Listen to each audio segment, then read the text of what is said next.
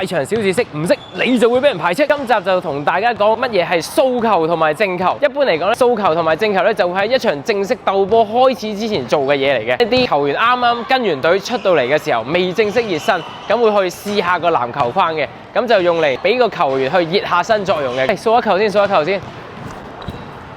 咁當掃完球之後咧，進攻或者防守咧，其實都可以正球嘅。又或者如果咧進攻嗰方面咧，其實唔需要掃球咧，亦都可以開始直接正球。而正球咧就係正式開始計分嘅意思。咁所以咧，如果未講正球，咁就入波咧，對手就會有機會話呢球未正球，然後就將你嘅分數取消。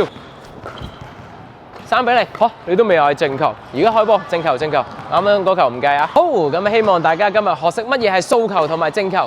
記得開波之前嗌正球啦，同埋記得 follow 我哋學習更多街場小知識，唔識你就會俾人排斥。